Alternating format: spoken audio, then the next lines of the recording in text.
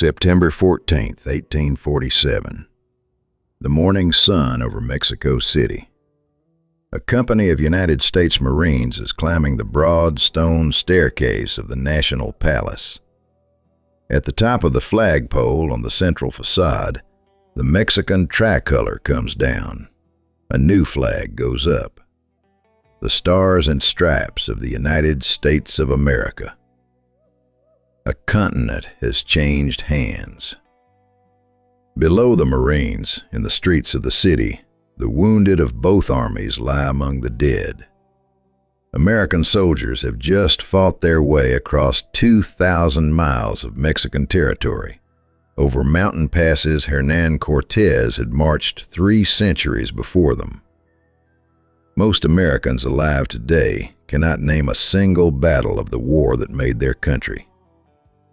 This is the war that ended at the halls of Montezuma and began on a flat Texas prairie 16 months earlier. Welcome back to the Western Ledger. I'm Lamar. Last time we traced the doctrine, the diplomacy, and the descent that walked America into war with Mexico in May of 1846. Today we follow the war itself. This was the largest war America had ever fought to that date. It is also the largest war most Americans have never heard of. By the time it ended, the United States had taken from Mexico more than 500,000 square miles of territory, roughly half the country. This is the story of America's forgotten conquest. It started before the declaration of war ever passed Congress. On May 8, 1846, 3 days before Polk delivered his war message to the joint session, General Zachary Taylor's Army of Occupation was caught on the open prairie north of the Rio Grande, outnumbered nearly 2-to-1 by a Mexican army under General Mariano Arista. The Battle of Palo Alto would be decided by something the Mexican army did not have: American flying artillery.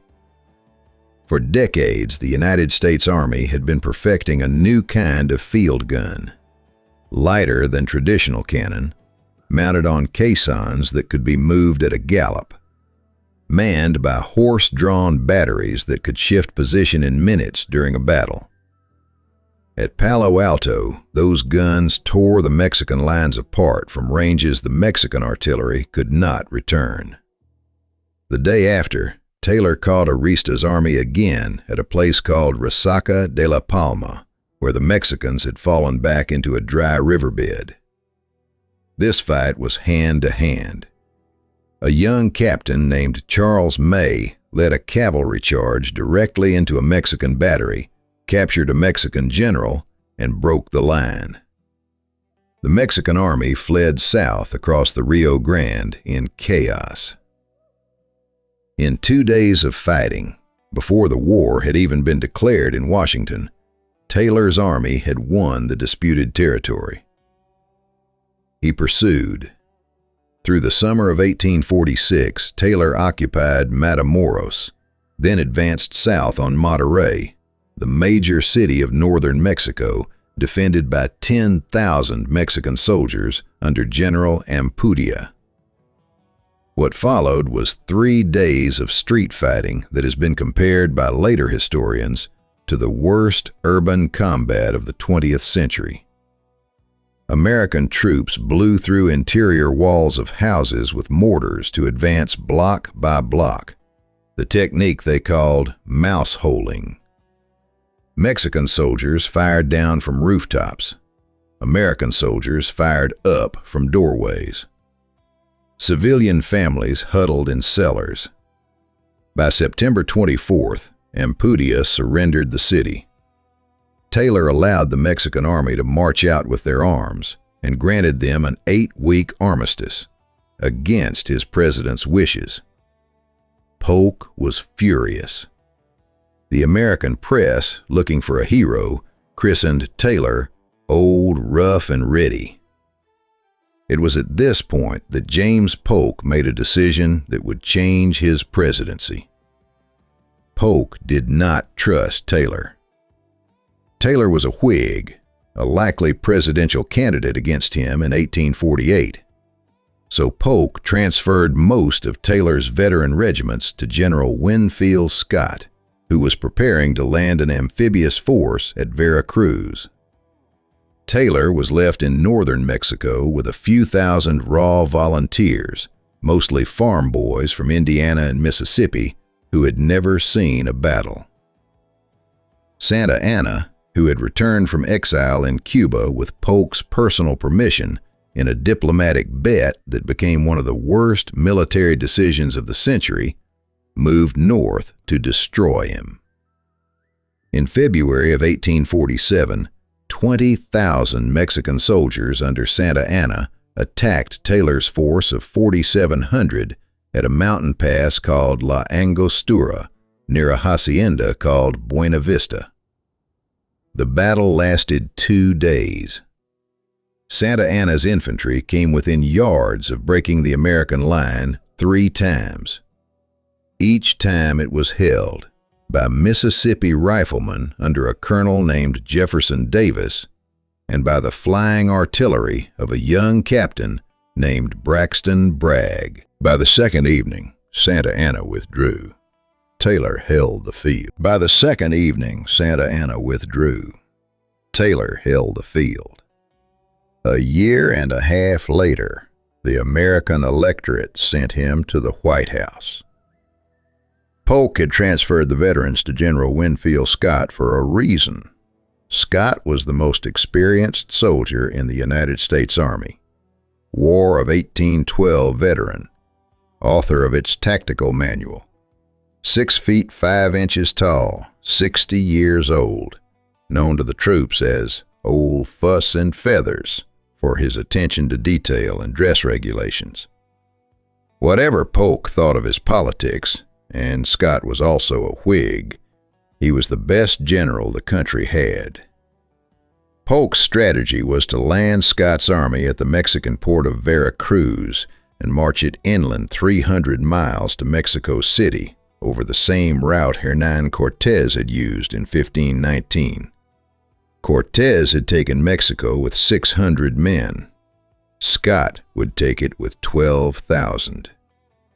On the morning of March 9, 1847, Scott's army went ashore at Collado Beach, south of Veracruz. They came in by surf boat, 65 vessels carrying the first wave of 4,500 men. It was the largest amphibious operation in American military history. It would remain so for nearly a century, until the landings at Normandy in 1944. On the first day, not a single American soldier was killed. The siege of Veracruz lasted 20 days. American naval guns shelled the walled city continuously. The bombardment killed Mexican soldiers and Mexican civilians. The civilian casualties became a question European observers raised about the American conduct of the war, and that the United States never answered. On March 29th, Veracruz surrendered. Scott began his march inland. 3 weeks later, at a mountain pass called Cerro Gordo, Santa Anna was waiting again. This time in a defensive position the Mexicans believed was impregnable. Scott's engineers found a route around it. The engineer who scouted the flanking trail personally, on foot, under enemy fire, was a 40-year-old captain named Robert Edward Lee. Cerro Gordo was an American victory by maneuver, not by frontal assault. Santa Anna fled the battlefield. His wooden leg, taken from a previous war and worn into this one, was captured by American troops and carried back to Illinois, where it sits in a museum to this day. Scott took the city of Puebla in May. He paused there for the summer, waiting for reinforcements and watching his volunteer enlistments expire. By August, his army had grown again, and he marched on Mexico City. There were 4 more battles in 20 days. Contreras, where a Mexican division was routed in 17 minutes by an American force half its size. Churubusco, where the bloodiest fighting of the war so far took place at a fortified convent, and where a battalion of Catholic Irish-American deserters who had crossed the lines to fight for Mexico, known as the San Patricios, made their last stand. Many of them were later hanged. Molino del Rey, where Scott took 700 casualties for a foundry that turned out to contain no cannon. And on September 13th, Chapultepec. Chapultepec Castle sat on a high hill outside Mexico City. It was the home of the Mexican Military Academy. Among its defenders that day were about 50 teenage military cadets, boys aged 13 to 19, who had refused orders to evacuate. 6 of them died in the fighting. Mexican legend holds that one of them, a boy named Juan Escucha, wrapped himself in the Mexican flag and jumped from the castle wall rather than surrender it.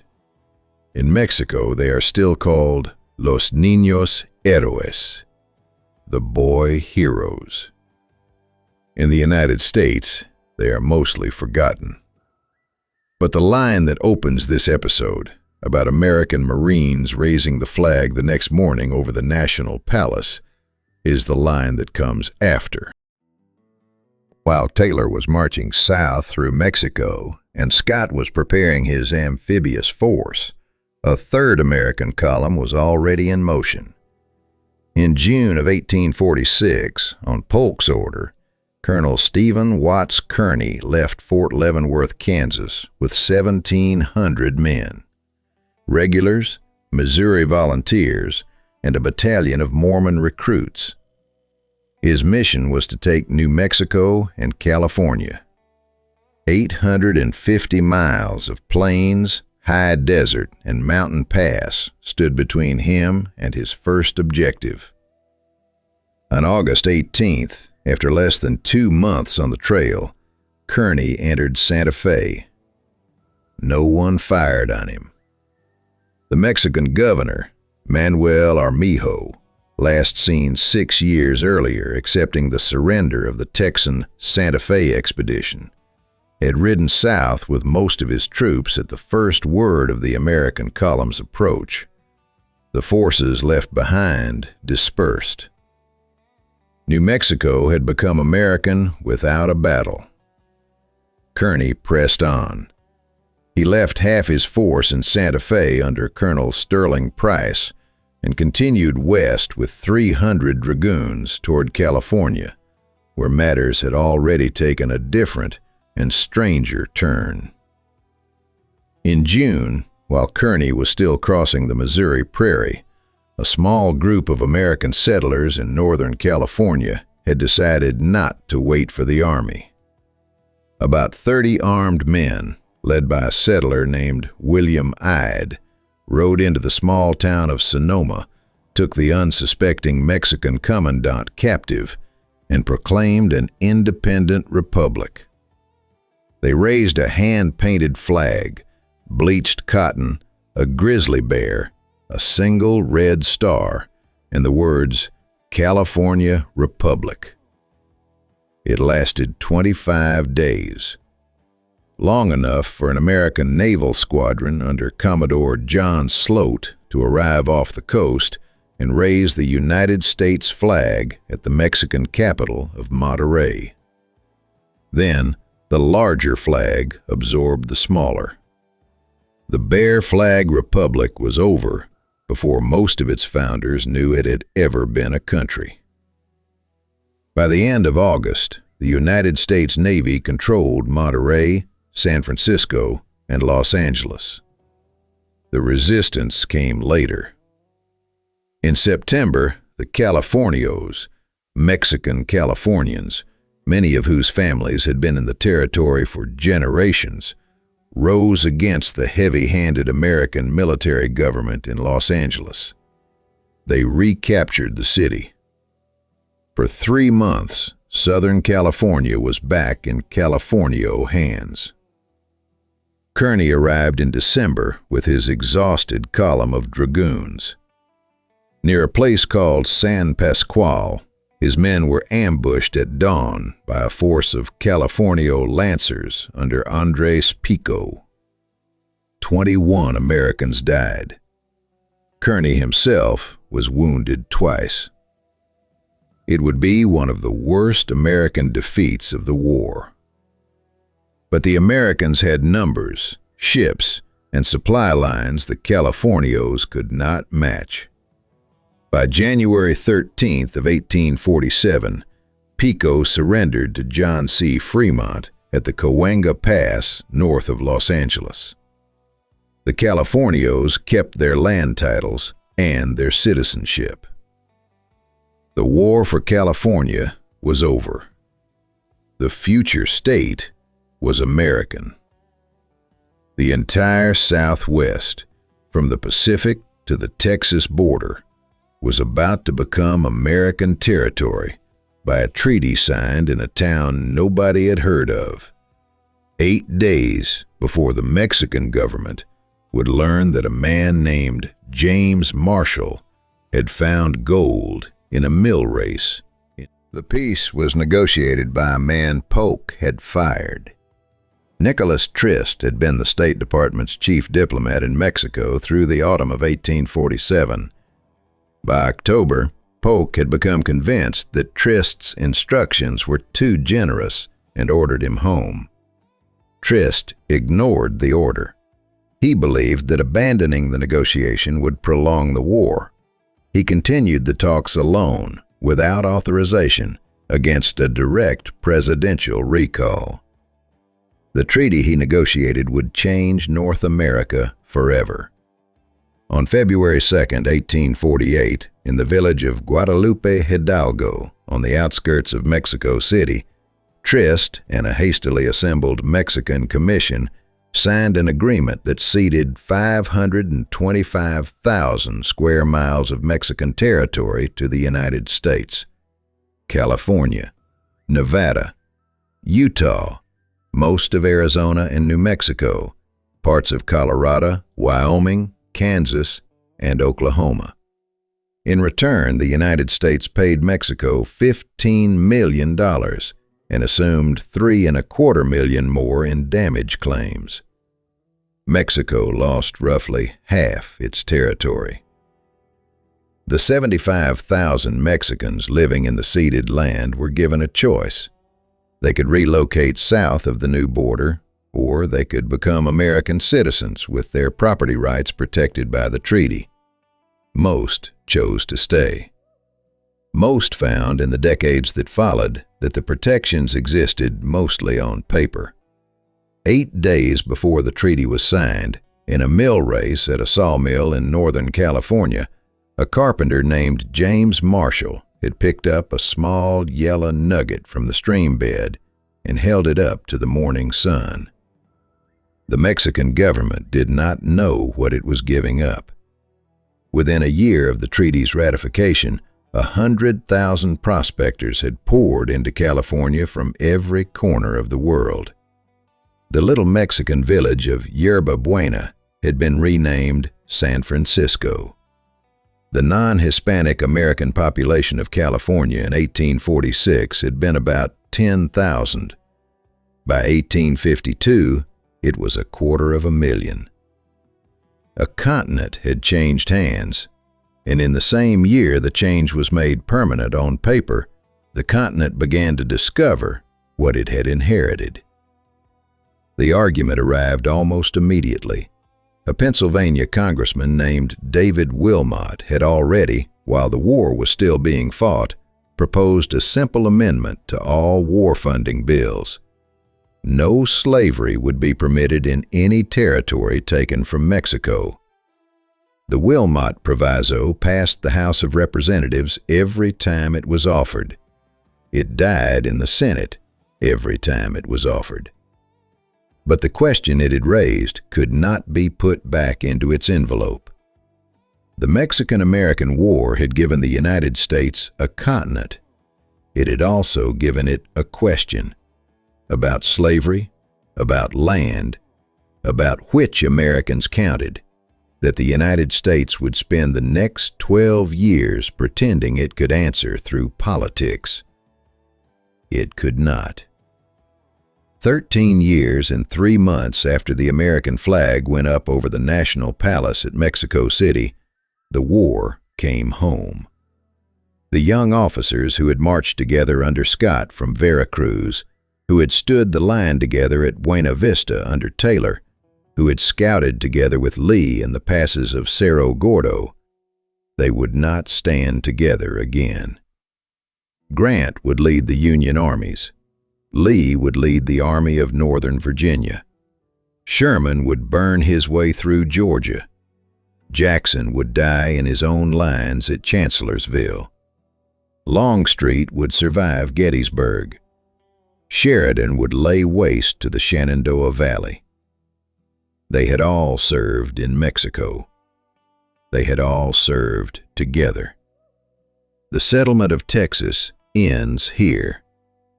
The Civil War series begins where this one stops. Thank you for watching. Subscribe and hit the notification bell so you don't miss the next series.